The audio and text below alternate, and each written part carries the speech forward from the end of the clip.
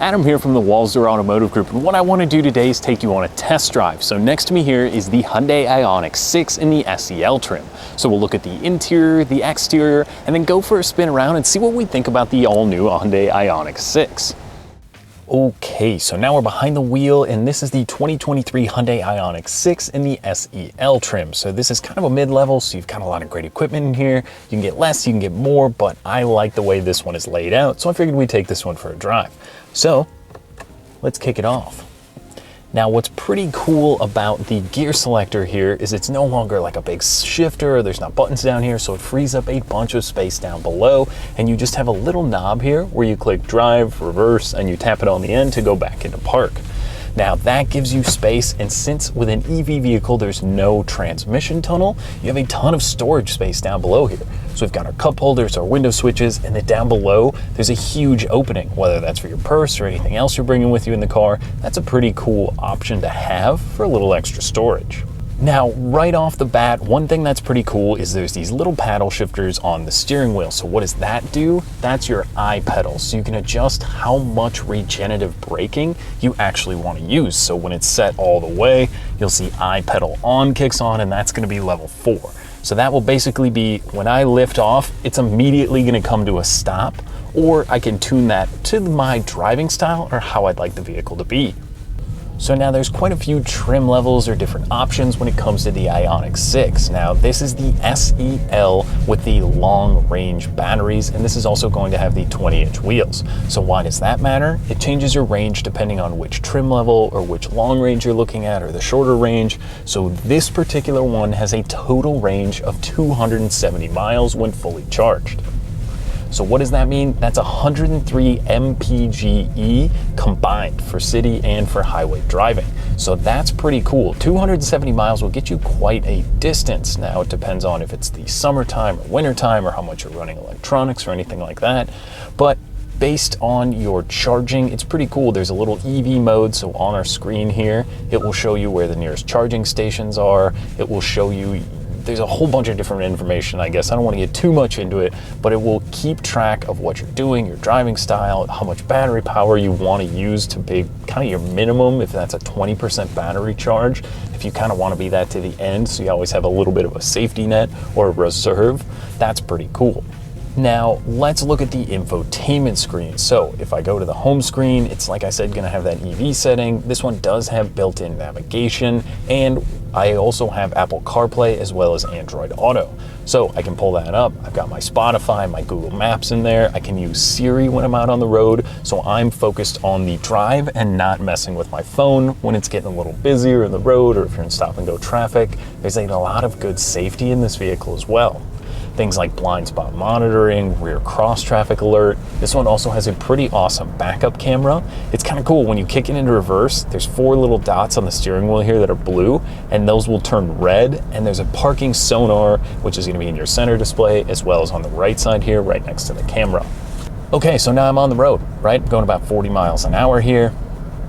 Dead silent. It's quiet, it's comfortable. So there's a few different drive modes I can select. So I'm in normal right now. I can kick down into sport, and without moving my foot at all, you can immediately tell it wants to go. That's one of the coolest things about EV, is that they make their peak torque and power right away. There's no buildup like a turbocharged engine or anything like that. And then I can drop it back into eco mode, and that you're really gonna feel that regen kicking in to help you get the best possible range. So normal, I suppose, is where you'll find yourself driving most of the time, and you can always kind of keep an eye on how much charge you have in that bottom left corner there. So what else about the Hyundai IONIQ 6 is great about the ride and drive, right? The handling is great. That battery weight gets the vehicle to have a very low center of gravity, so the handling through most EV vehicles is going to be pretty great, because when you put all that weight down low, I mean, you can kind of feel on the road that it handles almost more like a sports car than it would a normal sedan. Yes, these vehicles are heavy, but like I said, when I have the full regen mode off and I cruise here and I lift off, it will come all the way to a complete stop and regen back up.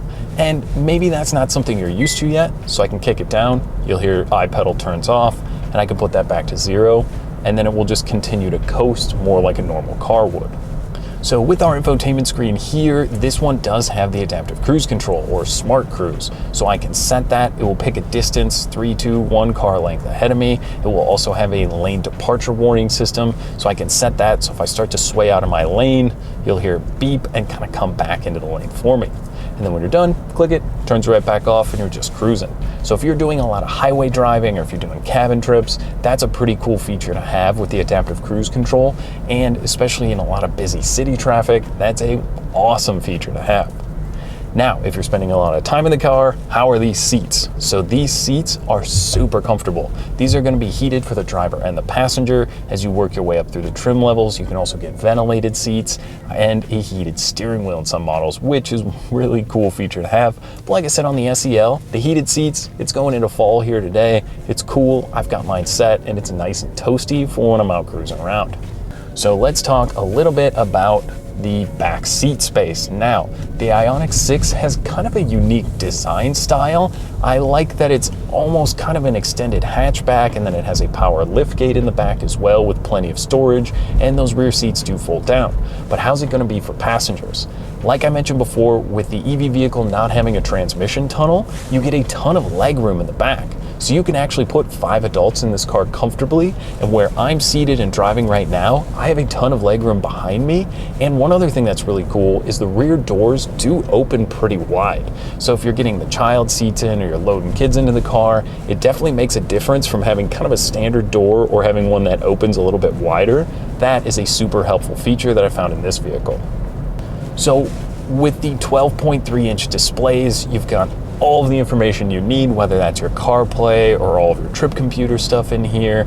All of that is very usable. So you also have touch sensitive buttons down here that can pull up your heated seats or your climate control. And then there's also physical buttons for the map, navigation, your media stuff. And there's also a lot of great usability out of this vehicle, right? Maybe you don't need a huge SUV, or this is the first EV vehicle you're looking at. It's going to be very similar if you've been driving a Hyundai in the past to have a lot of the same equipment that you're used to. It's not a huge departure from a standard car. I mean, yes, it's dead silent in here, it's very quiet, but it's very comfortable and it's very familiar, and it doesn't take very much time to get used to being behind the wheel of an EV. So what about charging? That's always the biggest one. The range anxiety people talk about, or how am I going to charge it? Where am I going to charge it? There's a lot of charging networks now that are starting to get built and starting to pop up. So there's more and more places to charge your vehicle. And it's as simple as pressing the little button down here. The charger pops open and you can plug it in. Or you have level 1 charging, so you can always charge at home. So that's going to be kind of a maintainer, and if you're driving, a little bit more slowly or in eco mode, it's going to take a long time to go through 270 miles. If maybe you have a 10 or 15 or 20 minute commute to work, you think 270 miles go pretty quick, right? But with the regen braking and even just level 1 charging at home, I found that it's pretty convenient to continue using that and keep a lot of battery charge up while you're out cruising around. Now, the exterior styling I really like. Now, this one also has the pixel headlights similar to the IONIQ 5, so you get that, and then the rear taillight that runs all the way across. There's a lot of great style and design language in the IONIQ 6 and in the IONIQ 5, which I think really kind of sets them apart in the EV market right now. So now that we've taken a drive around, what do we think about the IONIQ 6? There's a lot of great technology in here. There's a lot of familiar stuff. If this is, like I said, maybe your first EV, you've still got your infotainment screen, all of your settings. Everything's the same, except for a little bit of that ride and drive. It's quiet, it's comfortable, it's very smooth since it's not really changing gears as you're out on the road. And I think you absolutely have to get out, take one for a spin, and see what you think.